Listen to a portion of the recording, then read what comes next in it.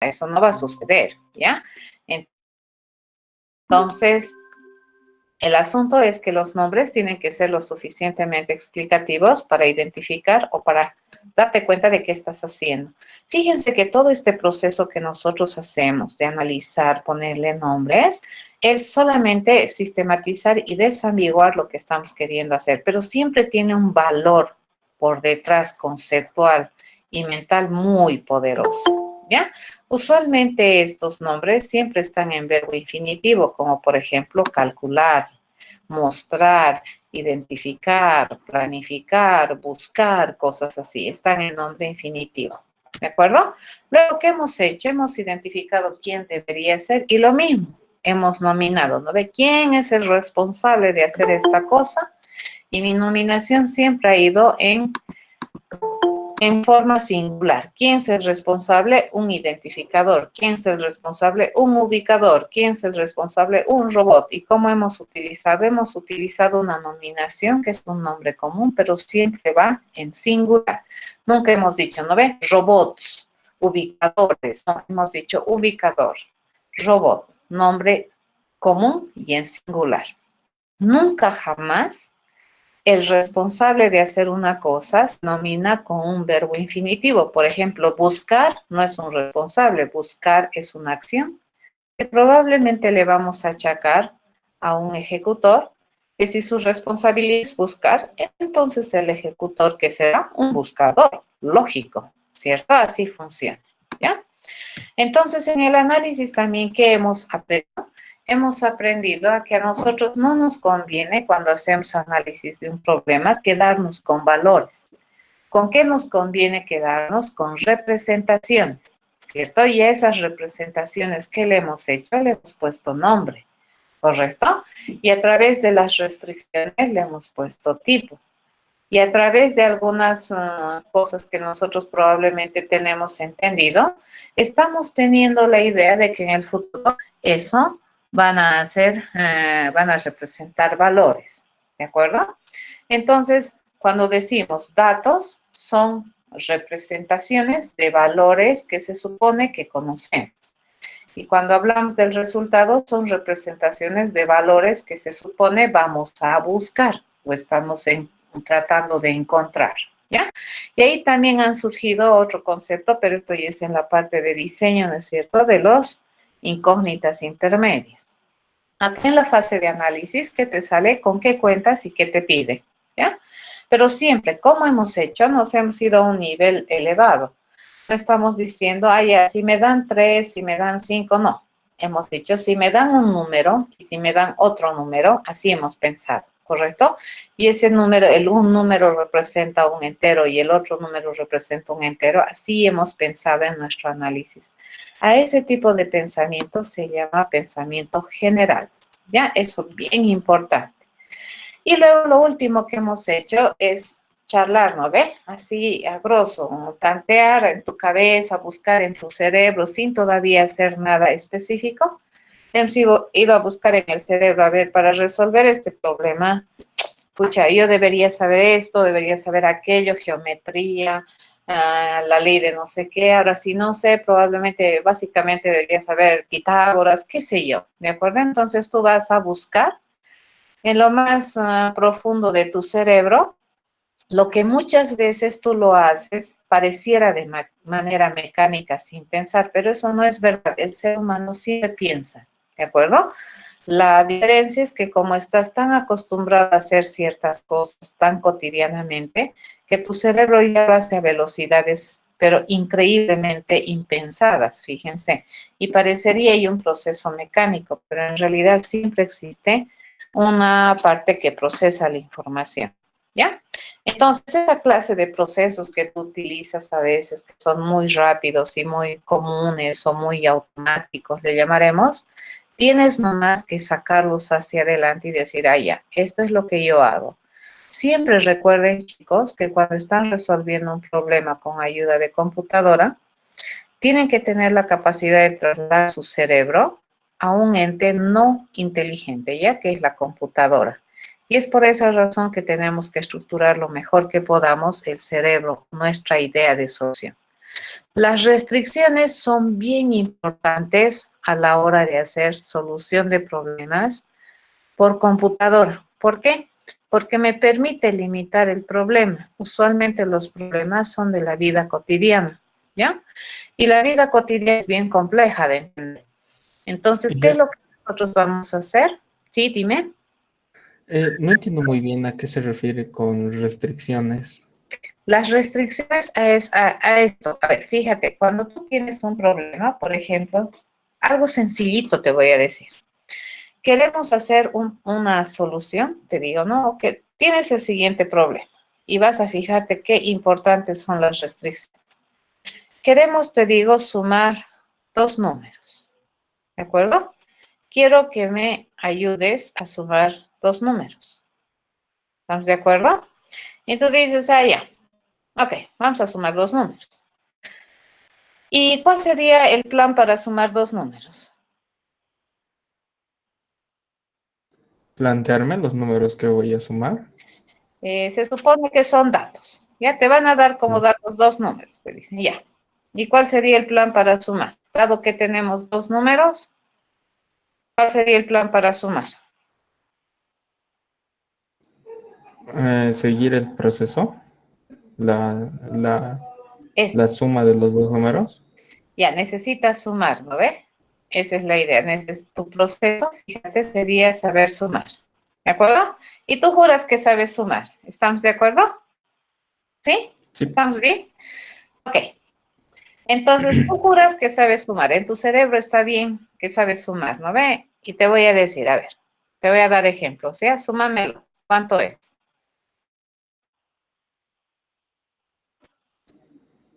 ¿Cuánto es? Am, ah, acabo de ver. 8. 8.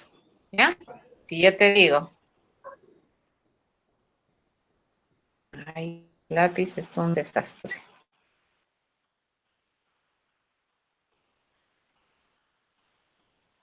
¿Cuánto sería? 31. Ya.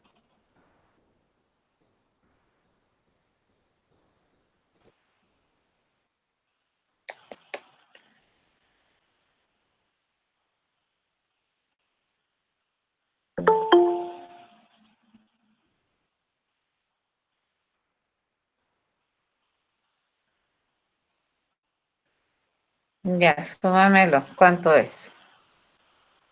¿Cómo es? ¿Más fácil el proceso o más difícil? Mucho más complicado. Ya. Entonces, ahora fíjate. Probablemente, y aún así esto es fácil, te diré. Entonces tu plan sería, ¿no ves? Si yo tengo dos números, tú dices, ¿no ves? Me van a dar el número A y me van a dar el número B, esos que sean los dos números, ¿correcto? Entonces mi plan es hacer A más B. Y listo. ¿Ya? Y le digo, esos son dos números. Ok. ¿Y cómo sumas? Sumo así, dice, ¿no ves? Viene alguien y te dice, ok, recibes dos números. Sí, dices, ¿no ve? ¿Y cómo se suma? Así se suma. Listo, te dice. Entonces, ¿qué A? Te dice sea, por ejemplo, 3, 77, 44, 88, más, te digo, 37.898 y B. ¿De acuerdo? Va a ser 44.99.810 más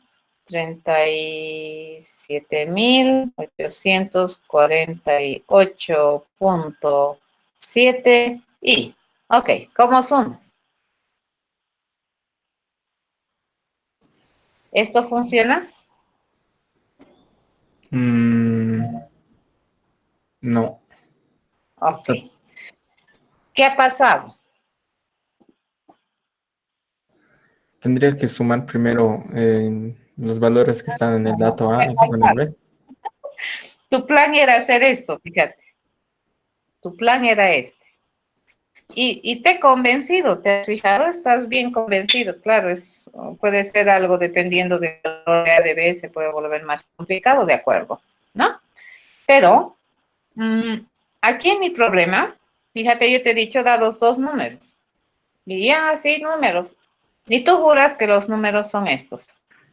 Pero yo vengo y te digo, estos son los números. Y tú dices, momento. Entonces no es tan sencillo. Mi plan debería cambiar.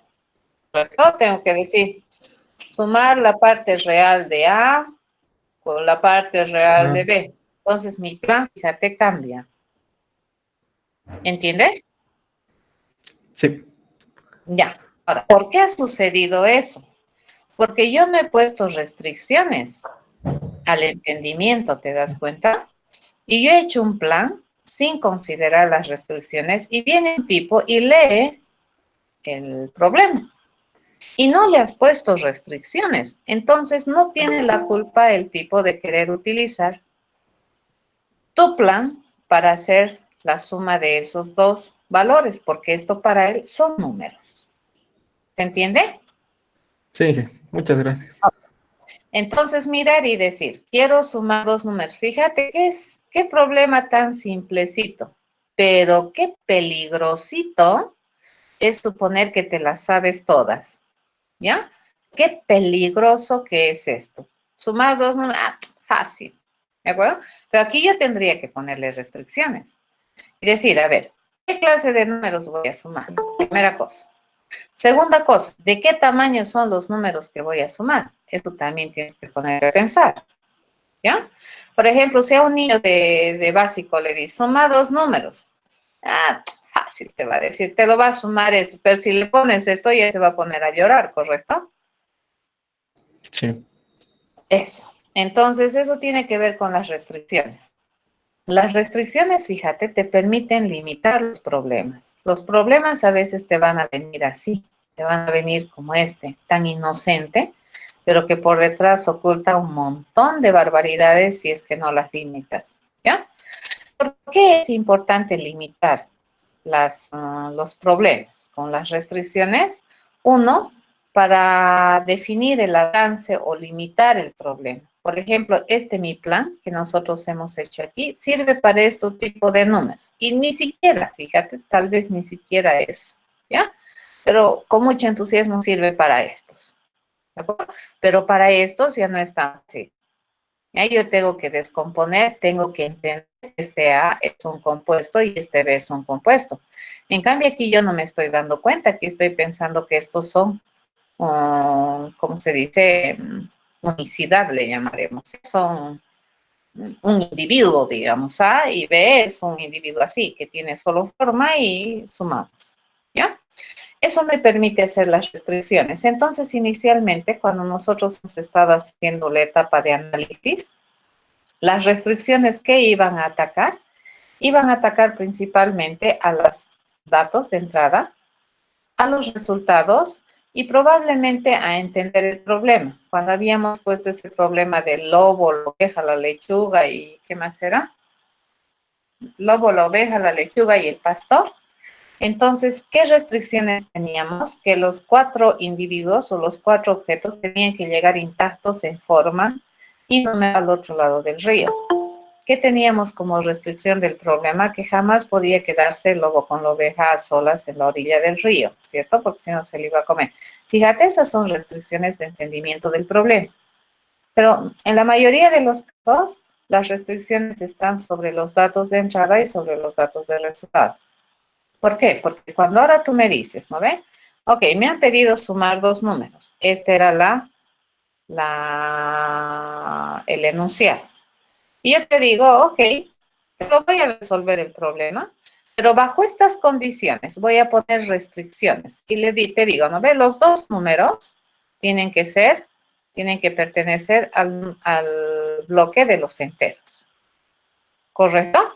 Y de hecho, si mis dos números pertenecen a los enteros, entonces mi resultado también pertenecerá a los enteros. Ahora, si alguien quiere venirme a utilizar y me va a dar 3 más i, y eso quiero sumar con 4 más 5i, yo le digo, oye, momentito, aquí yo tengo restricciones. Este plan de solución está restringido para números que tienen esta calificación. ¿Ya? Eso se llama acotar, limitar el problema. Ahorita les estoy dando un ejemplo muy sencillo de matemáticas Pero en la vida real, fíjense, los problemas pueden ser tan complicados y nosotros como seres pensantes tenemos que estar de acuerdo en que nuestras soluciones no son universales. ¿A qué se refiere? A que probablemente nuestras soluciones incluso van a tener límites, ¿cierto? Hasta cierto punto nosotros vamos a poder resolver. ¿Quién me puede decir cuáles son los números primos menores a 10?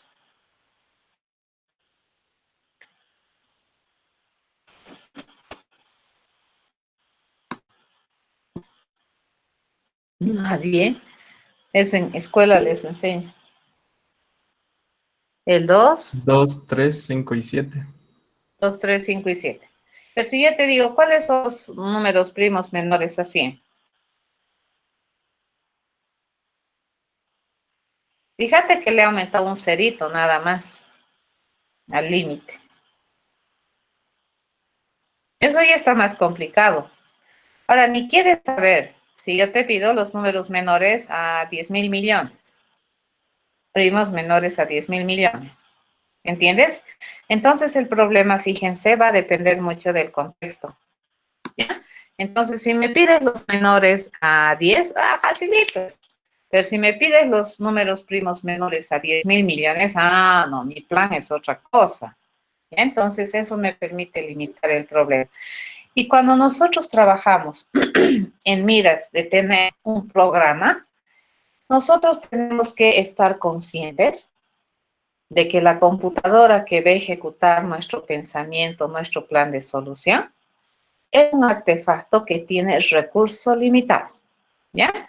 Entonces, nosotros tenemos la noción, fíjense, de que los números hacia números positivos o negativos son infinitos, ¿no? Ese número grande que les he puesto como ejemplo, pues es chiquito comparado con la inmensidad del valor que puede representar el sistema de numeración. Se supone que tenemos infinito, ¿cierto?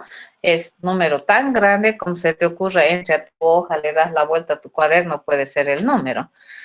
Pero en términos de computación, fíjense, nosotros vamos a trabajar con un artefacto físico, electrónico, que obviamente tiene recursos limitados. Entonces, eso también limita, les cuento, el plan de solución. No es lo mismo en computación sumar dos números de 10 cifras a sumar dos números de 100 cifras. No es lo mismo, ¿ya? Procedimentalmente tenemos que pensar en otras alternativas. ¿Por qué? Porque tenemos recurso limitado. Ya supongamos que a tu niño de básico le enseñas a sumar, ¿no es cierto? Les enseñan a sumar primero dos cifras o una cifra. Él sabe sumar una cifra. Y cuando le enseñas a sumar dos cifras es un crash en tu cerebro porque tu cerebro estaba condicionado a sumar una cifra. ¿Y por qué? Porque su recurso era limitado hasta ese momento, pero luego le empiezas a explicar que hay una regla de composición que se aplica de manera repetitiva a la suma. Y hasta que entienda eso, bueno, va a pasar un montón y ahí recién el ser humano dice, ahí hay infinito, pero en la computadora eso no sucede, ¿ya? Entonces, mucho cuidado con esto de las restricciones, bien importante les cuento. Las restricciones te van a delimitar tu contexto. ¿A qué se llama contexto? Es parte de la realidad que tú observas bajo ciertas restricciones. Eso se llama contexto o dominio del problema, ¿ya? En el caso de sumar dos números, lo hemos contextualizado. Dos números, ¿de qué tipo? Enteros. Entonces, ahí hemos contextualizado el problema y sobre la base de eso podemos hacer un plan. Por otro lado, fíjense, eso me establece un contrato implícito en mi cerebro. Fíjense, si yo voy a sumar dos números enteros, el resultado que va a ser un número entero. Pero si tú me ingresas dos números reales, yo no me comprometo tampoco a generarte una solución correcta. A eso se llama contrato, ¿no? Y eso que me permite especificar de manera lo menos ambigua posible un problema. Esa es una tarea, les cuento, que es complicadita, no es trivial, pero parece, ¿no es cierto? Al principio dices, ay, estoy perdiendo mi tiempo haciendo estas cosas, pero no, es muy importante. Y a medida que vayan ustedes practicando nuevamente, ¿no? Les va a salir eso, les van a hacer de manera como que automática, mecánica, pero eso hace la práctica. Y siempre pensar que nosotros como seres humanos, nuestro límite lo ponemos nosotros. Eso dice, ¿no es cierto? Algunos pensamientos, pero en la computadora los límites no lo pone la computadora, no lo pone la computadora, ¿no? Su memoria, su procesador, de todas maneras, pero su límite está mucho más cerrado que el nuestro. Y eso se llama recurso limitado. Luego, el otro paso que teníamos que hacer en el análisis era esbozar, ¿no es cierto?, ideas de solución sin resolver todavía. Teníamos que ir a analizar enfoques de solución, mejor si tienes más de un enfoque, sin entrar a detalle, y luego elegir el más prometedor o el que más entiendas. El prometedor va a depender, ¿no es cierto?, de cada persona. El prometedor puede ser el más matemático, el prometedor puede ser el más entendible empírico, el prometedor puede ser el más corto, y así. Tienes que elegir algún enfoque, pero por lo menos un enfoque de solución deberías tener. Hasta ahí termina nuestra parte del análisis. Y ese enfoque de solución, ¿sobre qué se va a basar? Fíjense, mucho sobre las restricciones del problema. Ya hace mucho la restricción del problema para identificar el enfoque también.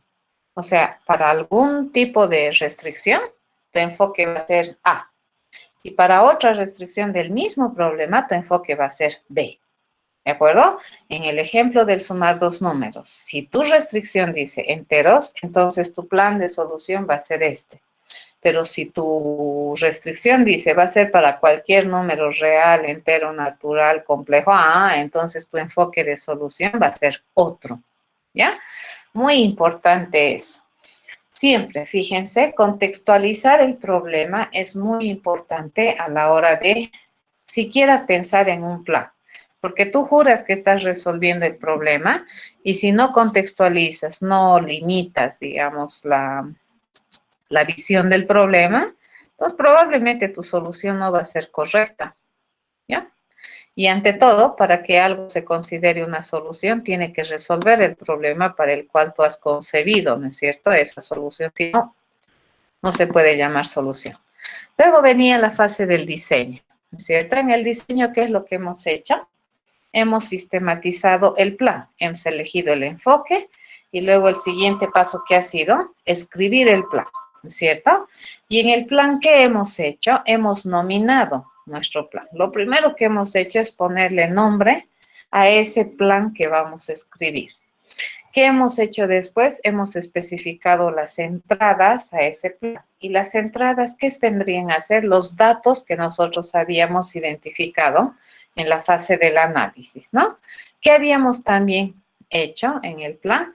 Hemos identificado que el plan tiene que entregarme algo, tiene que generarme algo, ya sea un resultado o me tiene que generar alguna acción o algún cambio de estado. Algo tiene que suceder para que después de que yo haya hecho el plan, nosotros podamos estar satisfechos con lo que se esperaba que se haga, ¿no? O con lo que se resuelve, ¿ya?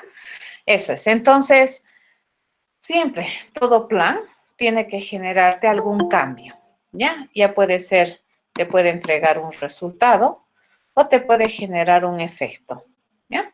Siempre nuestro plan, ¿cómo hemos empezado a trabajarlo? Hemos empezado a trabajarlo con mucha simbología matemática para quitar la ambigüedad. Hemos utilizado un lenguaje acotado. Al principio, cuando hacíamos nuestro plan, ¿no es cierto? Esbozábamos la idea así, ya, y hemos llegado hasta un límite en que le hemos empezado a disminuir la cantidad de palabras que utilizamos para poder explicar el razonamiento y aún así se entiende, ¿ya? Y para ello que hemos utilizado un lenguaje acotado, ¿no? Ya no tan abierto. Tratamos de quitar siempre las palabras stoppers y, o, sin, no, el, la, los, las, esas clases de palabras. Los vamos a quitar para nuestra sistematización de pensamiento. Que también nos hemos dado cuenta que nuestro plan tiene que ser una secuencia lógica de pasos, ¿de acuerdo? Entonces, probablemente, antes de hacer un paso, yo tengo que hacer otro. A eso se llama secuencia lógica. No es lo mismo primero comer una manzana y luego decirle, bueno, véndame, y luego recién verificar si tengo plata para comprar la manzana, ¿cierto? No es lo mismo que primero verificar si tengo plata para comprar la manzana, compro y luego recién la como. Ya eso se llama secuencia lógica de pasos. Y por otro lado, fíjense, estos pasos que nosotros tenemos suelen ser acciones que van a ir transformando situaciones iniciales en situaciones objetivo o situaciones deseables. ¿Por qué? Porque nosotros partimos de un conjunto de datos de entrada para obtener un valor o un resultado o un texto deseado. ¿Ya? Entonces, la única vez es que estos pasos que nosotros escribimos vayan transformando, ¿no es cierto?, poco a poco la situación para resolver el problema. Sí, eso vendría a ser un plan. Bien, cuando nosotros vamos a ir a implementar, entonces tenemos que introducir nuevamente algún otro conjunto de conceptos y vamos a seguir reforzando lo que hemos hecho porque les repito, hemos estructurado cerebro con el objetivo de programar, ¿de acuerdo? No hemos estructurado cerebro para, no sé, para entender alguna cosa solamente, sino hemos estructurado cerebro para entender con miras a llegar a fases de programación. Entonces, muchas de las cosas que hemos hecho en programación también se mantiene. Pero aquí ya les vamos a dar terminología más técnica. Algunas cosas se siguen manteniendo y otras cosas les vamos a poner terminología técnica. Para hacer programación, ¿qué es lo que nosotros necesitamos utilizar? Un lenguaje de programación. ¿De acuerdo? Y los lenguajes de programación, por definición, suelen ser artificiales. ¿Ya? Son artificiales, son lenguajes formales, no ambiguos, que generan código fuente. ¿Ya? Entonces, cuando yo escribo algo en un lenguaje de programación, ¿qué estoy generando? Código fuente. Los lenguajes de programación, como cualquier lenguaje en el mundo, es un protocolo de comunicación entre un ente y otro ente. En este caso, ¿entre quién y entre quién? Entre el programador y la computadora. ¿De acuerdo? Y estos lenguajes de programación, al ser protocolares, siempre tienen reglas de formación y significancia. ¿Ya? En el caso particular de los lenguajes de programación, a las reglas gramaticales de formación o estructuras de formación se le conoce con el nombre de sintaxis, y a los significados que tienen cada una de esas formaciones o de esas estructuras de escritura que vamos a hacer en el lenguaje de programación, tienen una significancia que en el caso de los lenguajes de programación son operacionales y a eso nosotros le llamamos semánticas. ¿De acuerdo? A ver, lo que vamos a hacer en nuestro código entonces es escribir. Y se escriben oraciones que tienen estructuras sintácticas. La sintaxis son las reglas de formación, ¿ya? Cuando está bien formada una oración, digamos en un lenguaje, eso me da la sintaxis. Y la semántica me dice qué significa esa oración bien escrita. En inglés a eso se llama sentences, ¿no es cierto? En inglés, así hablado en castellano, esas son sentences, pero sentences en inglés traducido al castellano son oraciones, ¿ya? Pero muchos programadores le llaman sentencias, ¿no ve? Pero en realidad son oraciones bien escritas en un lenguaje que tienen significancia operacional. ¿Por qué se llama significancia operacional? Porque esas oraciones bien escritas en ese lenguaje de programación tienen definido o asociado así un conjunto de pasos que se hace para poder interpretar esa oración, ¿ya? Para que la computadora entienda esa oración, ¿de acuerdo? La computadora no tiene oídos, no tiene ojitos, no tiene boca, entonces la computadora entiende esos códigos escritos que tú haces en lenguaje de programación bajo unas reglas de formación, reconoce, ¿cierto?, la existencia de una oración bien escrita y esa oración bien escrita va a entenderla de acuerdo a esta significancia operacional que esté asociada a esa oración. ¿ya?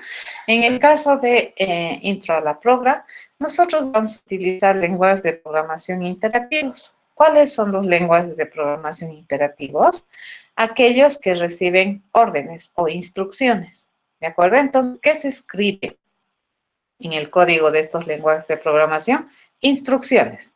Se instruye a través de una oración bien escrita a la computadora qué debe hacer. ¿Y por qué es que la computadora sabe? Porque para cada una de esas oraciones se tiene asociada una semántica de cómo se debería proceder, semántica operacional. Particularmente en Intro vamos a utilizar lenguaje de programación que es estáticamente tipado, que significa que para hacer cualquier cosa, nosotros para utilizar cualquier representación de datos necesitamos obligatoriamente indicarle qué tipo de dato estamos representando. A eso se llama estáticamente tipado, ¿ya? Ese es un lenguaje de programación. Eso es lo que vamos a ver. Por otro lado, fíjense, aparte de entradita, podríamos decir que una oración simple en un lenguaje de programación es una estructura que tiene sintaxis, ¿no ves? Regla de formación. Los lenguajes de programación de alto nivel de esta generación suelen definir además estructuras un poco más elaboradas para que nosotros como seres humanos podamos expresar de manera no ambigua algún tipo de procedimiento o algún tipo de razonamiento mental. Y eso es lo que hace el lenguaje de programación. Nos va a definir estructuras adecuadas para que nosotros podamos implementar el plan que hayamos diseñado. ¿Sí? Eso, básicamente. Eso es un lenguaje de programación. Bien. Lo que vamos a ver en el curso es programación orientada al objeto. ¿Ya? Entonces vamos a entrar de cajón a este estilo de programación. Y en este estilo de programación, como dice, el núcleo o el ente distinguido de este estilo de programación es el objeto. Por eso se llama programación orientada al objeto. ¿Ya? ¿Y por qué es que recibe ese nombre? Porque en este tipo de programación, el ente ejecutor, el que hace las cosas, el responsable de resolver problemas, de resolver tareas específicas, viene a ser un objeto. ¿De acuerdo? Esa es su unidad básica de información de ejecución en este estilo de programación. Y eso lo que trata de hacer también es modelar un poquito la realidad, ¿cierto? En el mundo los problemas no se resuelven de por sí, ¿no ve? Los problemas se resuelven con la participación de la gente, en este caso, de objetos que tienen conocimiento para resolver el problema o que trabajan de manera corporativa. Ya en ese sentido, entonces, la programación orientada a objetos trata de modelar lo mejor que se pueda las realidades. La programación orientada a objetos está definido como una programación. ¿Qué significa esto? Que tiene una serie de teorías, conceptos, métodos, técnicas, metodologías para poder llevar adelante esta forma de programar, ¿ya? En programación orientada a objetos. Y nosotros, desde el primer día de clases, hemos sido tendenciosos, ¿ya? Hemos hecho que tu pensamiento piense ya de esta manera de asignación de responsabilidad. Los conceptos básicos que se manejan en programación orientada a objetos son estos dos primeros que tienen en la diapositiva, objeto y clase. Y los otros conceptos que tenemos abajo son conceptos de la programación. Los tres siguientes que vienen son conceptos de programación imperativa. Y el último también es un concepto de programación orientada a objetos. ¿De acuerdo? Pero los dos conceptos más importantes de este estilo de programación vienen a estos dos que tenemos ahí arriba. El entendimiento de esto, entonces, es muy importante a la hora de programar. ¿Ya? A ver, vamos a hacer la prueba cómo les va hoy día. A ver, dice, el objeto, dice, en programación orientada a objetos, un objeto en PO es un modelo de un objeto del mundo real. ¿De acuerdo? Eso es. A ver, vamos a hacer la prueba cómo están ustedes en este ámbito. Voy a compartir mi... Ay, no, no puedo mostrarles. Esa es una pena. A ver, vamos a intentar aperturar. No me está dejando. Mi cámara se ha inhabilitado. Bueno, es una pena. A ver, vamos a ver. ¿De acuerdo? Nos vamos a dar modos de hacer las cosas. No se preocupen. Vamos a agarrar y le digo, vamos a agarrar una nueva ventana. Y vamos a buscar, a ver, una piña. ¿Correcto? ¿De acuerdo? Vamos a venir aquí. Por ejemplo, miren qué bonitas cosas hemos encontrado. ¿Ya? Pueden ver mi pantalla, ¿correcto? Acá yo tengo... ¿esto qué cosa es?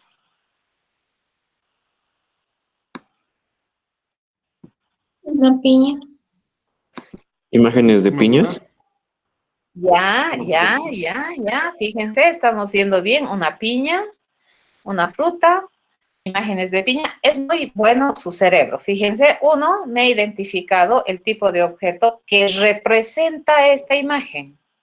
¿Qué tipo de objeto representa una piña? Otro me ha abstraído mucho más arriba y me ha dicho que esta imagen representa un tipo de objeto fruta, o sea, se ha ido más arriba. ¿No ven? No solamente se ha quedado con la piña, es una fruta. Y otro de sus compañeros me ha dicho, es una imagen de una piña. ¿Es una piña?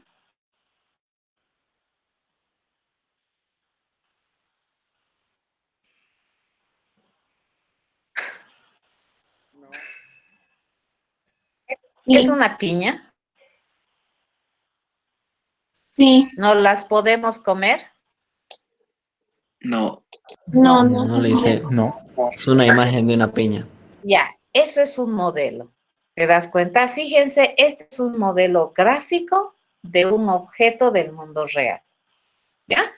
En programación orientada a objetos, nosotros, ¿qué vamos a construir? Vamos a construir modelos de objetos del mundo real, pero no van a ser modelos gráficos, van a ser modelos escritos. ¿Están de acuerdo? Eso es lo que vamos a hacer. Y la mayoría de las veces, si nosotros queremos resolver un problema, los objetos del mundo real que voy a yo modelar, digamos, en programación orientada a objetos, deberían ser esos objetos que se responsabilizan, pues, de resolver el problema, ¿eh? Porque, por ejemplo, yo quiero hacer, no sé, yo quiero caminar de aquí al Everest. No voy a modelar una piña, ¿correcto? A menos que la piña me ayude a resolver el problema de escalar el Everest. ¿Entiende?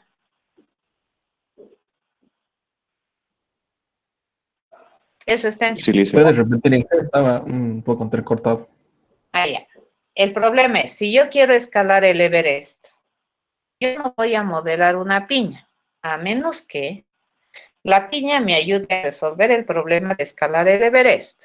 ¿Correcto? Sí. Eso. Entonces, en programación orientada a objetos, fíjense, nosotros vamos a modelar a los objetos que sean responsables o que tengan parte de la responsabilidad para resolver un problema. ¿Estamos de acuerdo? No vamos a ir, ya tú eres objeto, te modelo y te modelo. No, vamos a modelar a aquellos que me interesen, ¿ya?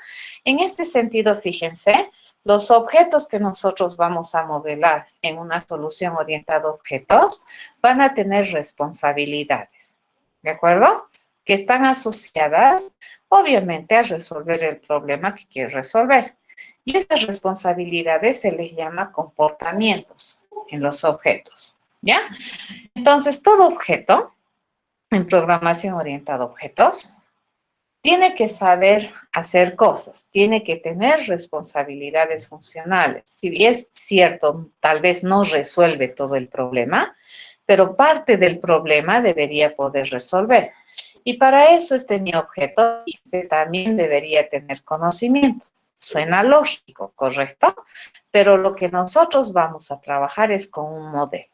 ¿Estamos de acuerdo? Entonces, hemos coincidido en que esta no es una piña objeto, esta es una muy buena representación de una piña, ¿ya? Pero sigue siendo una abstracción. ¿Estamos de acuerdo? Entonces, con esta piña yo puedo identificar algunas cualidades. Fíjense, el color, probablemente la apariencia de afuera, que tiene esta corona, pero no me la puedo comer. ¿Ya? Pero tú piensas, oh, piña, la piña del mundo real, me la puedo comer, pero esta no, ¿ya? Porque el modelo no me lo permite, porque lo que está rescatando del objeto del mundo real este modelo es solamente apariencia. ¿De acuerdo? Lo mismo sucede en programación orientada a objetos. Lo que nosotros vamos a rescatar del objeto del mundo real va a ser lo que a mí me sirva para resolver el problema. Las cosas que no me sirvan, ni las voy a considerar, ¿ya? ¿Y por qué se denominaba programación orientada a objetos? Les había comentado. Porque esta viene a ser la unidad de ejecución. ¿Quién es el responsable de resolver problemas? El objeto. ¿De acuerdo? Por eso es programación orientada a objetos. ¿Ya? Eso. ¿Qué otro concepto es importante? Fíjense, es la clase. Cuando nosotros habíamos visto en el análisis, ¿no ve? ¿Qué queremos hacer? ¿Quién lo debería hacer? ¿Qué resultado quiero obtener? ¿Qué datos tengo? ¿Qué procesos necesito saber? ¿Y qué restricciones debo considerar? Eso habíamos hecho en la parte de análisis.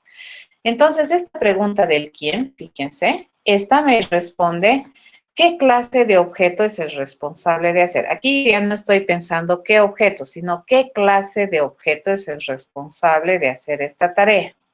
Un robot, un ubicador, un jardinero, ¿de acuerdo? Independientemente de Juan, que es un jardinero. No, yo no lo voy a modelar a Juan. ¿A quién voy a modelar? Al jardinero, ¿de acuerdo?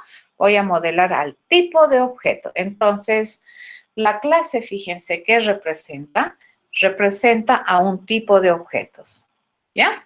¿Y qué hace la clase? La responsabilidad de este modelo, nuevamente, como la piña, ¿no ve? Esta puede, dependiendo, ¿no? Puede representar a una piña o puede representar a objetos de clase piña. Va a depender de con qué mirada lo miremos a la imagen, ¿ya? Entonces, si nosotros decimos, este representa todas las piñas del mundo, porque en general tienen las características, estas son comunes a toda piña. Ah, dices, quiere decir que estas características son comunes a toda piña. Entonces, ¿qué es lo que vamos a hacer? Vamos a describir en la clase estas cualidades, ¿de acuerdo? Que tienen todos los objetos de este tipo. Todas las piñas tienen corona, por ejemplo, ¿no? Tienen esta corona. Puedo decir, todas las piñas tienen color amarillo blanquecino, no sé. ¿De acuerdo? Si estoy mirando ese como mi modelo, ¿se dan cuenta? Entonces, cuando nosotros modelamos una clase de objeto, lo vamos a modelar también de manera escrita. En la clase, ¿qué vamos a escribir? ¿Qué características hacen que este tipo de objeto se distinga de otro? ¿Ya? Y estas características pueden estar representadas en dos formas, ¿ya? Unas se llaman atributos, que sería ¿qué tiene? Por ejemplo, acá en la piña hubieran dicho, toda piña tiene corona, así le llamaremos esa cosa, ¿ya? Tiene corona, eso es tenencia, ¿ya? Y deberíamos también modelarlos con qué saben hacer. ¿Esto por qué? Porque nosotros queremos resolver problemas. En cambio, esta piña está toda ahí, toda linda, pero no resuelve ningún problema esta pobre piña. ¿Correcto? Esta piña es muerta, digamos. ¿Entendido? Este es un modelo de objetos de mundo real muerto. O sea, no hace nada más que solamente que podamos mirarla, pero nada más. ¿Ya? En cambio, los objetos en programación orientada a objetos tal vez van a tener la relevancia que tienen por las cosas que saben hacer, ¿ya? Y por las responsabilidades que tienen. Y estas cosas que saben hacer, hemos respondido en la pregunta, ¿qué sabe hacer? ¿Qué necesitamos hacer? ¿Qué me están pidiendo hacer? Esa era la primera pregunta que habíamos respondido, ¿ya? ¿Y quién debería saberlo hacer? ¿A quién le estamos achacando la responsabilidad? Entonces, fíjense ya, desde el principio de clases hemos estado ya teniendo una tendencia de planear nuestro cerebro teniendo la idea de que vamos a ceder, ¿no es cierto?, esa responsabilidad de resolución a una computadora que es un ente no inteligente. Es más, Ni siquiera le vamos a decir ya se ve así, sino le vamos a asignar las responsabilidades, a su vez, a otro tipo de datos que nosotros estamos asumiendo que deberían ser los responsables de realizar las tareas. ¿Ya? Entonces, en este sentido, en las clases, fíjense, las características que representan a los datos de un tipo de objetos se denominan atributos.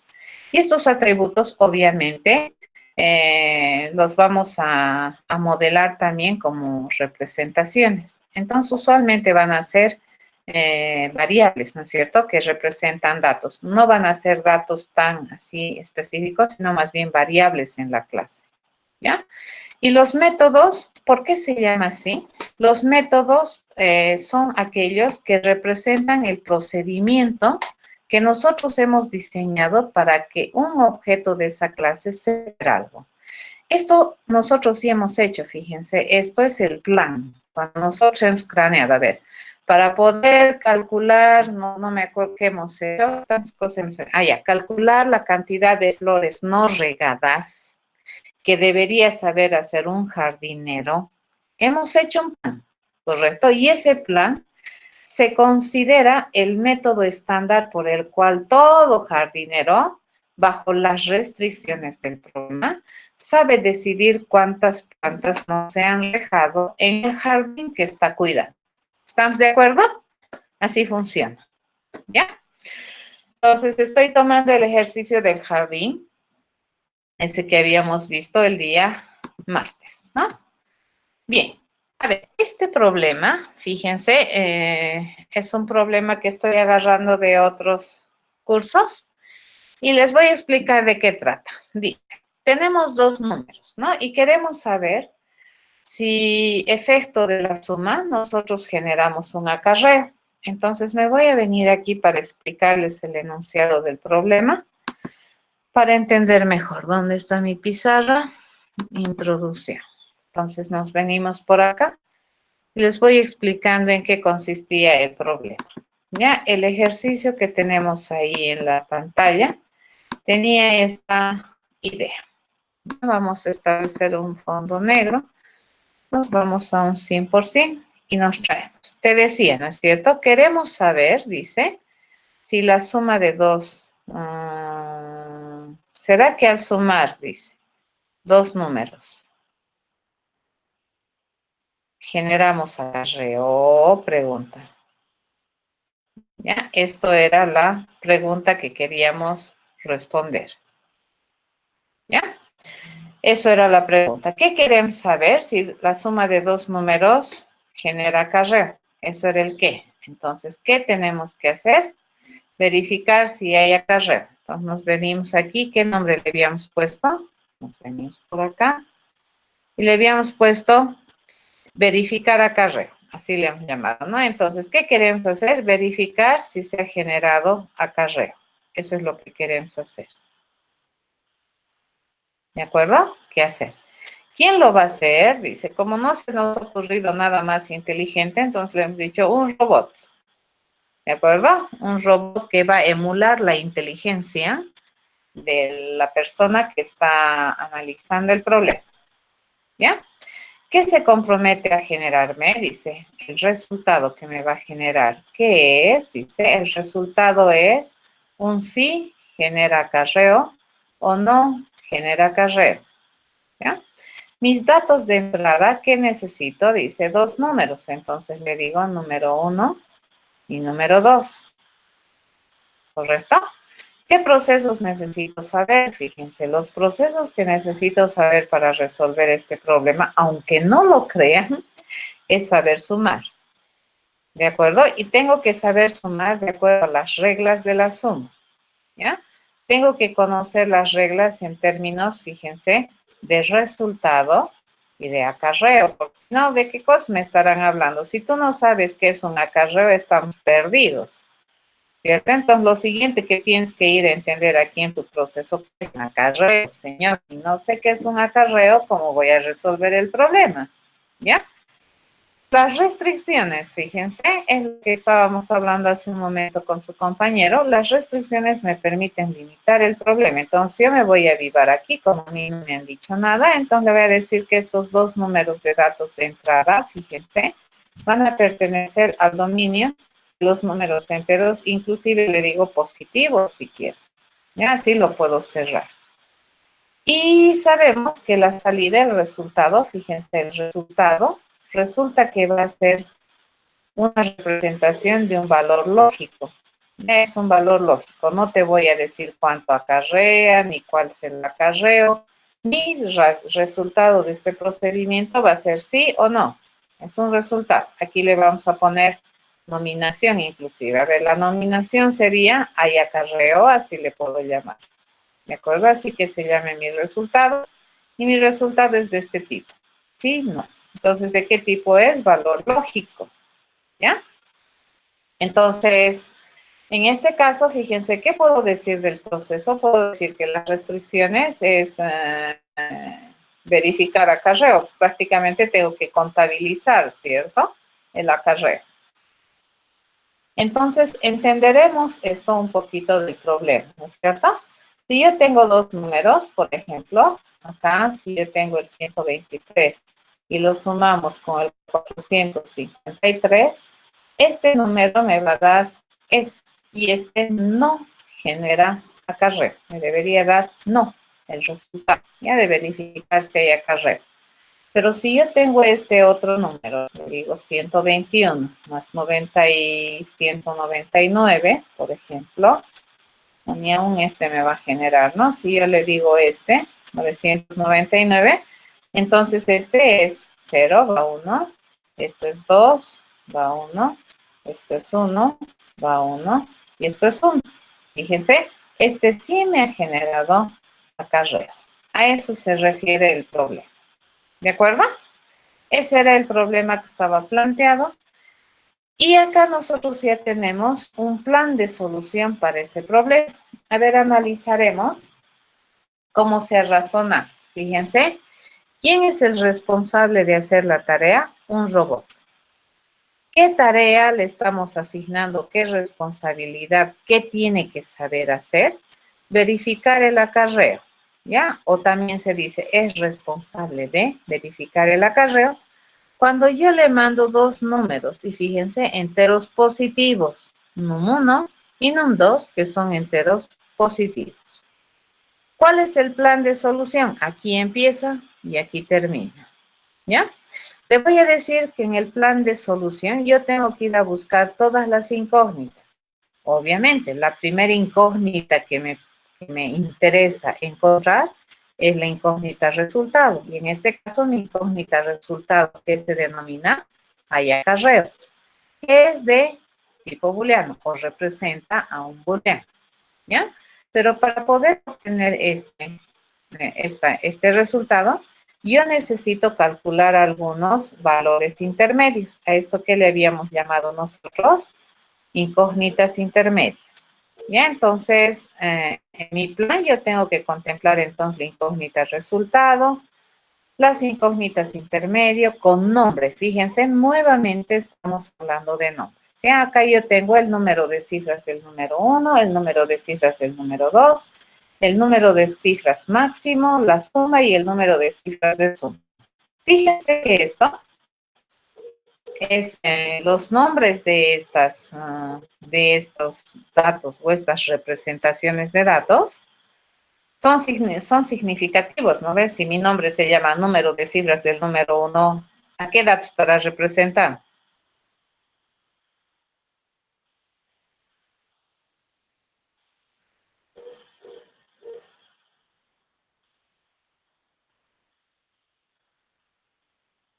No. Fíjate, el número de cifras num1, ¿qué estará representando? El número de cifras del número 1. Eso, obvio, dices, ¿no ve? Por ejemplo, aquí, si es que este fuera el número 1, ¿qué sería el número de cifras del número 1?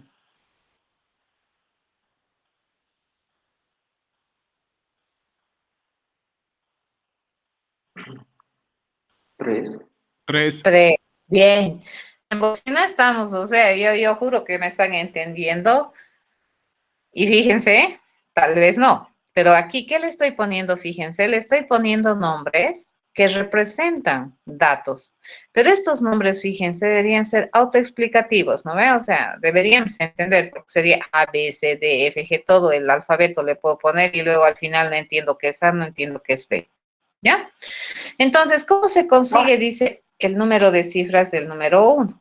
Se consigue sacándole el logaritmo en base 10 del número 1 y sumándole 1. El número de cifras del número 2 se consigue sacándole el logaritmo en base 10 del número 2, sumándole 1. El número de cifras máximo, fíjense, entre los dos números, es el máximo valor entre el número de cifras del número 1 y el número de cifras del número 2. Vamos a agarrar la suma, dice, vamos a sumar el número 1 más el número 2. Luego le vamos a calcular la cantidad de cifras que tiene la suma. Como calculamos, sacándole el logaritmo de 10 de la suma, sumándole más 1. Y luego vamos a decidir si hay acarreo o no. ¿Y eso a qué va a ser equivalente? A comparar. Si el número de cifras de la suma es diferente al número de cifras máximo, entonces hay acarreo. Pero si son iguales, no hay acarreo. Dice, a ver, vamos a verificar. Acá, por ejemplo, este número, ¿cuántas cifras tiene? 3. Este número, ¿cuántas cifras tiene? 3. ¿Cuál es el máximo de estos dos? 3. La suma, ¿cuántas cifras tiene? 3. 3 es diferente de 3, pregunta, entonces la respuesta es no. Listo, esa es la respuesta. ¿Ya? Acá, fíjense, ¿cuál es la cantidad de cifras que tiene el primer número? El primer número tiene, acá, 3. ¿Correcto? El segundo número tiene 3. ¿Cuál es el máximo de las cifras entre estas dos? 3. Sumamos los dos valores. El resultado le sacamos el número de cifras. ¿Cuántas cifras tiene? 4. Preguntamos, ¿3 es diferente de 4? Sí. Entonces, hay acarreo. ¿De acuerdo? Eso es el razonamiento. ¿Entendido? Entonces, este plan, fíjense, así está pensado. Vamos a decidir si es que hay acarreo o no hay acarreo, de acuerdo a la cantidad de cifras que tienen los números. Ese es el enfoque que hemos utilizado. Podría haber habido otro, puede, ¿cierto? Puede haber más de un enfoque, correcto, y está bien. En este caso, ¿por qué es que yo me animo a hacer estas cosas? Porque yo tengo restricciones aquí. Mi número 1 es entero positivo y mi número 2 es entero positivo. Que si me ingreso un número negativo, estamos al horno aquí, ¿no es cierto? Nuestro enfoque ya no funcionaría, ¿correcto? Porque logaritmos de números negativos hay.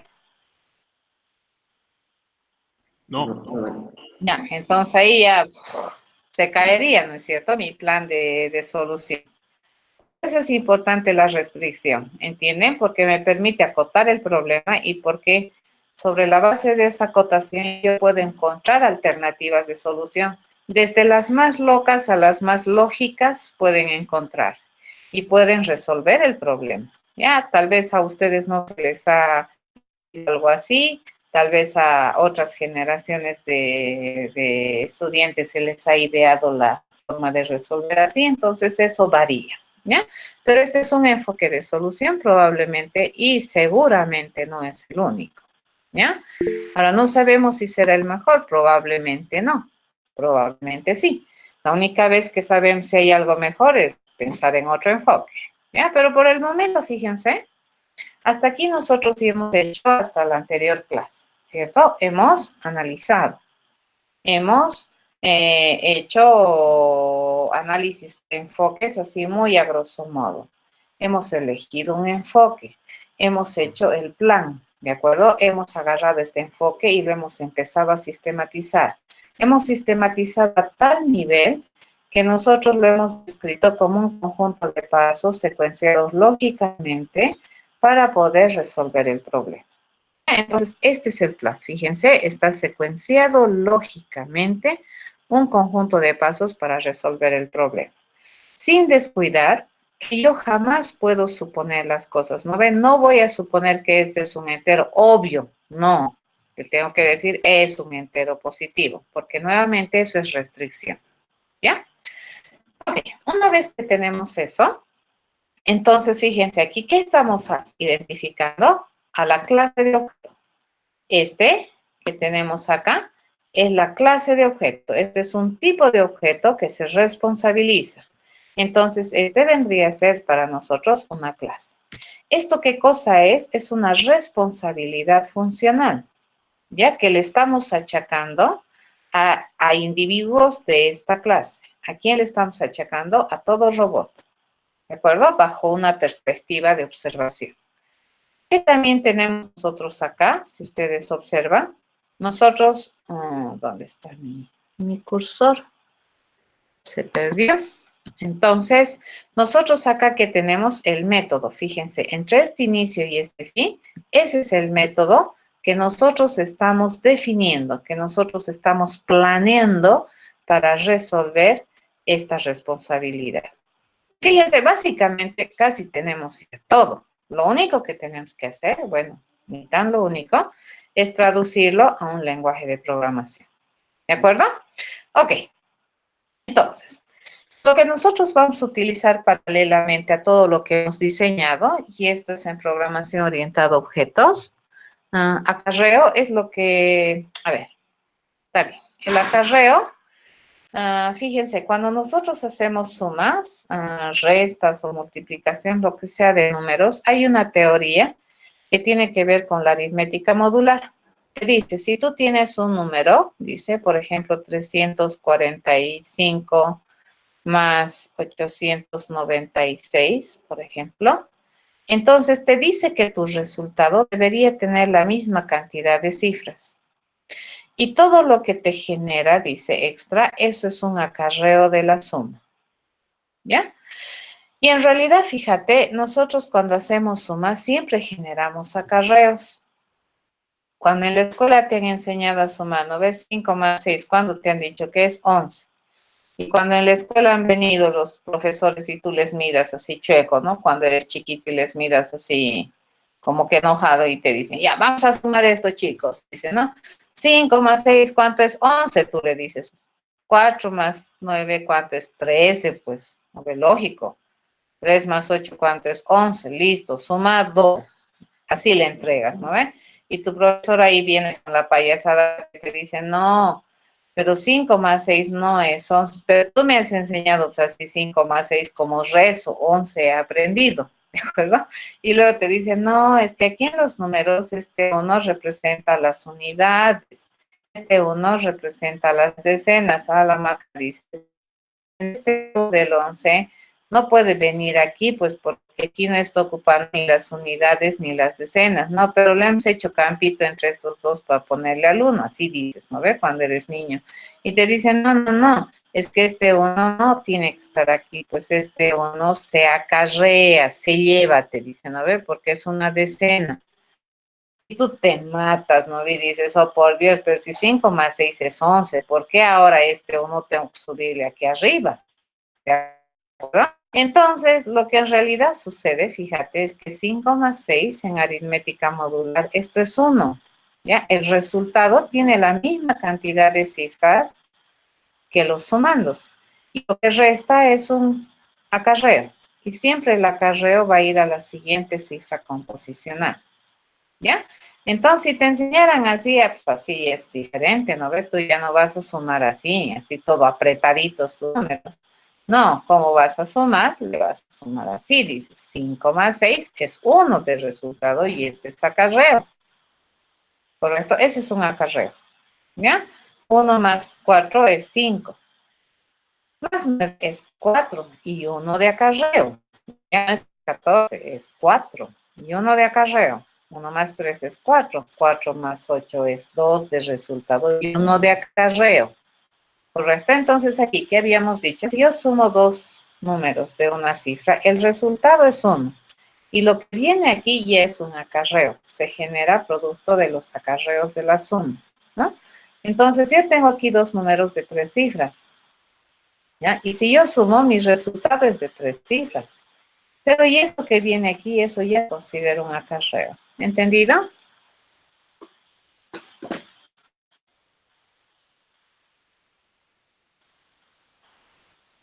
¿Sí? Ahora tú dices, pero no, pues eso no está tomando el pelo aquí la Lisa. ¿Qué pasa si es 789 más 99? Me dices, a ver, estos dos números no son el mismo número de cifras. Sí son, te digo, sí, ahí está, son. Entonces, el resultado de cuántas cifras debería ser de 3, ¿ya? Si hay una cuarta cifra que sabemos que es parte también de la composición, entonces es el ejemplo de acarreos, ¿ya? Entonces, este es un grave problema probablemente en la escuela cuando te enseñan, ¿no ves? 5 más 6, incluso antes, en mi época, en los cuadernos, en la tapa de atrás de nuestros cuadernitos, teníamos las tablas de sumar, aquí la tabla de restar, no es como ahora sus cuadernos, ¿no? Tienen dibujitos, todo, no, nuestros cuadernos de nosotros eran bien sencillos. La tapa frontal básicamente tenía para poner nombre y aquí el escudo nacional de Bolivia, bien patriotas encima. Y aquí era tabla de la suma del 1 al 10. Tabla incluso al 9 nomás, ¿no? Tabla de la resta del 1 al 9, así del 9 al 1. Multiplicación del 1 al 9. Y como resto tenías que aprender, ¿no ves? 9 más 1, 10 era, pues. Y luego resulta que te dicen que era 0 y luego ese sube arriba, era una locura, ¿ya? Entonces, eso es un acarreo. Ok, una vez que hemos entendido que es acarreo, está bien. Cuando tú tienes un problema para resolver y no entiendes algún término del enunciado del problema que tú consideras que es importante, entonces, ¿cómo vas a resolver el problema? ¿Cierto? No se puede resolver el problema. En realidad sí te han enseñado bien, solamente que te ha costado aprender, ¿correcto? Porque luego como magia, ¿no? Ves en subir, ¿no? Es que son las decenas, sí, claro, son las, y te convencen, ¿no? Ve, eso tiene que ir a las decenas, sí, tiene que ir a las decenas. Y es correcto, porque el 1 del 11, el primer uno, digamos, mirando de izquierda a derecha, ese no corresponde a unidades, ¿no? Corresponde a las decenas. Entonces ese tiene que ir a sumar al dígito de las decenas, pero es más complicado que te expliquen así. Y por magia, ¿no? Te dicen, no, ese sube arriba y tú subes arriba, bien obediente y empiezas a sumar. Lo mismo sucede en la resta, ¿no? Te dice, préstate de al lado y eso te mata, ¿no? Y si de al lado tienes, ¿cómo te va a prestar si no tiene? Entonces es una locura. Pero bueno, así aprendemos y al final sabes sumar, ¿ya? Pero en definitiva sabes que es un acarreo, ¿ya? Pero es correcto lo que su compañero ha hecho. Si tú no sabes un término del problema, del enunciado del problema, que tú consideras que es muy importante para el entendimiento del problema, tienes que ir a buscar, ¿ya? Tienes que preguntar, tienes que desambiguar ese término, porque si no vas a responder o vas a resolver algo que ni siquiera entiendes. O sea, si ni siquiera entiendes el problema, ¿cómo puedes plantear una solución? Ese es el chiste, ¿no? Entonces, ya de por sí entender el problema es un problema, ¿ya? Por eso es que la programación es complicada. Y ahorita solamente estamos haciendo, fíjense, sumar A más B, y no había sido tan trivial como que habíamos pensado. Estamos de acuerdo que entender el problema, ¿no? Ok, cuando nosotros hacemos entonces programación orientada a objetos, ¿qué es lo primero que nosotros vamos a identificar? Fíjense, van a ser a los tipos de objetos responsables de resolver el problema. Y esos tipos de objetos que se denominan en PO, clases, ¿ya? Entonces, ¿qué otra cosa se utiliza muchísimo en PO? Un lenguaje de modelado gráfico. Esto que nosotros estamos viendo en la diapositiva es un modelado. Ya esto es para modelar a su vez esta piña que nosotros tenemos aquí. Fíjense, nosotros lo podríamos representar así. A ver, vamos a hacer un sketch de la piña, ¿de acuerdo? Esa piña tan bonita que está en una foto parece o es una imagen. Lo suficientemente, su representación es muy linda, fíjense, es muy aproximado a la realidad. Y es por esa razón que probablemente nosotros no hemos tenido problemas en reconocer que esa cosa era una piña, ¿cierto? Que si no hubiera tenido ese nivel de, qué sé yo, de finitud, le llamaremos. Mal. ese nivel de finitud, probablemente no hubiera podido entender que eso es una piña. ¿Ya? Entonces, fíjense, en programación orientada a objetos, supongamos que esto identifica toda piña, ¿no? Y solamente vamos a mirar lo que vemos, pues. Entonces, yo le voy a decir, voy a identificar a objetos de clase piña. ¿De acuerdo? Entonces, toda piña, fíjense, eso para mí es piña. Para un fotógrafo, eso es piña. Para un programador orientado a objetos, esto es piña. ¿Correcto? No es esto. Esto es piña. Y si nosotros vemos, decimos, ya, tiene corona, dice, ¿no ve? Corona. ¿Ya? A esto que le podríamos llamar cuerpito, digamos, tiene cuerpito. Fíjense, estamos tratando de modelar esta piña en palabras, ¿correcto? Tiene color interno, color externo, fíjense que es complicado, ¿ya? Y peor aún, si nosotros observamos este mundo sin contexto, es mucho peor. Si no lo miramos con restricciones, como decía su compañero, ¿no? Se ve rico, digamos. Entonces, aquí, ¿cómo modelaríamos eso de que se ve rico? ¿Cómo podríamos hacer eso? Eso, digamos, es muy complicado, ¿correcto? ¿Sí? Entonces, a ver, veamos cómo le podemos decir aquí. A ver, le podríamos poner, a ver, toda piña. Entonces, como su compañero dice, él estaba más mirando con cara de hambre, digamos, ¿no es cierto? A la piña. Nosotros más le estábamos mirando con su estructura de la piña. Su compañero, fíjense, su perspectiva era, oh, hambre. Entonces, aquí le podríamos decir sabor. Toda piña tiene sabor. ¿Correcto? Entonces, esta piña, fíjense, esa piña que hemos modelado, esta piña ya podría saber dar su sabor. ¿Correcto? Pero esta no. ¿Ya? Esto, fíjense, para nosotros es un modelo de clase. ¿Ya? Esto para un fotógrafo es un modelo de clase. ¿De acuerdo? A ver, otro ejemplo les voy a dar. Fíjense, casa, vamos a ver, ¿ya? Casa, dibujo. ¿Ya? Eso, por ejemplo, eso también es una abstracción. ¿Ya? Y esto te hacen hacer, ¿no ve? En escuela. Dibuja tu casa y fíjense, la mayoría de las casas con chimenea hacen, pero un cochala jamás va a ser una casa con chimenea. ¿Correcto? Porque es un cochala. Pues. Un cochala va a ser su casa así, más o menos, ¿no ve? Así va a dibujar un cochala su casa. Casa, puerta, ¿no ve? Su ventana y su árbol, ¿correcto? Pero digamos uno del altiplano, yo soy del altiplano, entonces yo voy a dibujar mi casa así. Voy a dibujar casa, sasas, sasas, chimenea, sasas, saliendo de aquí, y mi perro, ¿de acuerdo? Eso es para mi casa, o sea, casa sin perro para mí no es casa. ¿Entienden? Este es un modelo. Pero si viene un arquitecto, te va a sacudir, ¿no ve? Si viene un arquitecto, fíjense, los arquitectos así hacen sus casas, ¿no ve? Plano de casa. ¿Ya? Entonces, para él, eso es una casa. Te va a venir a chicotear, ¿no ve? O así te sale. Ahora tiene problemas. No, para mí es casa, sí quiero mi casa, le dices, y el arquitecto te va a sacudir. Y para un programador orientado a objetos, dice, ok, casa. Esto es para un programador orientado a objetos. Correcto, casa. A ver, ¿qué tiene casa? Si miran solo la apariencia, tiene techo, tiene paredes, ¿cuántas? No sé. Tiene ventanas, ¿ya? Tiene puertas, ¿correcto?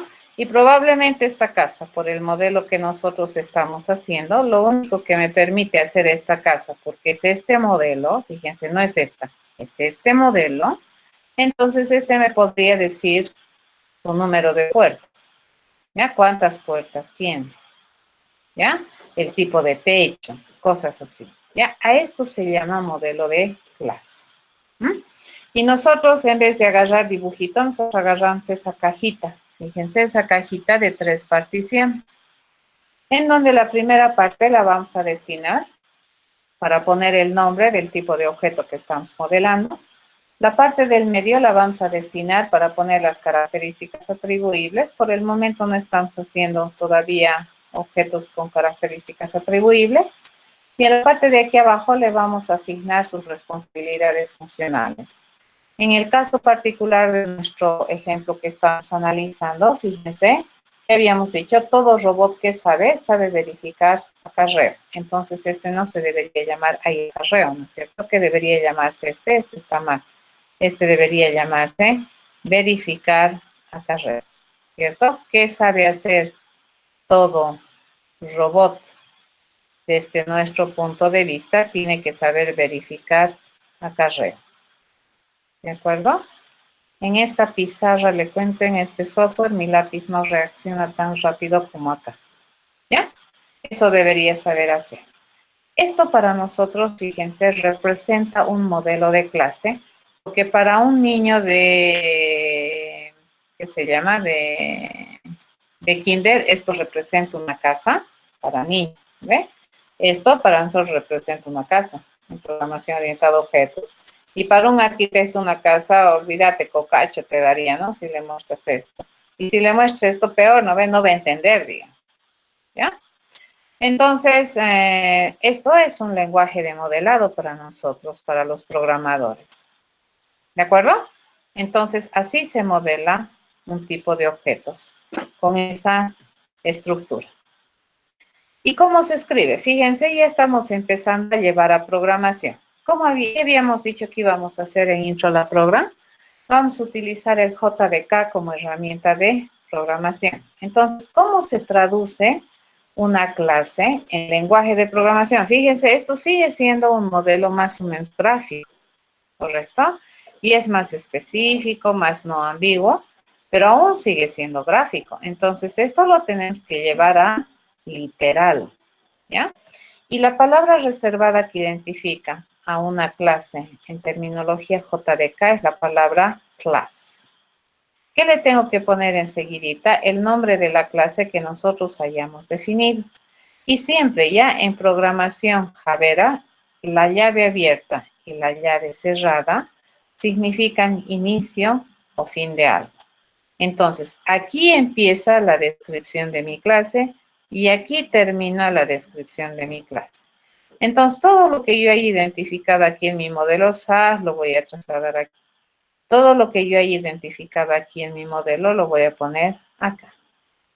¿De acuerdo? Eso. ¿Ya? Eso es lo que vamos a hacer. Bien, lo dejaremos aquí. El día martes vamos a continuar desde esta parte de la transparencia. Me voy a dejar marcadito esto para decir que hemos quedado acá. Ya, entonces vamos a ponerle una marca para empezar en esta diapositiva la próxima clase. ¿Ya? Entonces ponemos marca y le digo que aquí estamos empezando. Listo. Aquí estamos dejando el tema. A partir de ahí vamos a avanzar. ¿De acuerdo? ¿Alguna pregunta? Fíjense que todo lo que hemos hecho hasta ahorita, todo está consistente y todo nos está llevando a nuestro objetivo final, que es programar. O sea, todo lo que hemos pensado y lo que probablemente muchos piensan que es una pérdida de tiempo, lo tenemos que hacer así para poder llegar a programar. Ahora, esto que nosotros tenemos acá, fíjense, esto es independiente del lenguaje de programación. ¿Ya? Esto lo vamos a poner en un lenguaje de programación que tiene reglas bien específicas para decir cada cosa, pero este es independiente del lenguaje de programación y sigue una metodología de pensamiento orientado a objetos. ¿De acuerdo? Así estamos haciendo las cosas. Utilizando programación imperativa, ya teniendo en cuenta que vamos a tener como soporte un lenguaje de programación estáticamente tipado. ¿Está bien? Ya, les voy a poner en la página ejercicios, no sé si ya están, les cuento, ejercicios para que vayan a estructurar cerebro. No quiero probablemente que hagan todavía plan, sino estructuren cerebro. Fíjense que entender el problema es muy importante, jóvenes, porque si no entiendes el problema, ¿qué vas a ir a resolver? A ver, si ni el problema estás entendiendo. Lo primero que hay que hacer es entender el problema. ¿Ya? Ok, ¿por qué están entrando recién a esta hora? ¿Qué están pensando? Ok, entonces nos vemos el día martes. Hasta el martes, jóvenes. Nos vemos, Cintia. Adiós, ingeniero. Hasta el martes. Gracias, ingeniero. Hasta luego, Enrique. Hasta Luego, el Luis. martes. Hasta luego, ingeniera. Chao, chao. Hasta luego, Lice. Hasta luego, chicos. Hasta luego.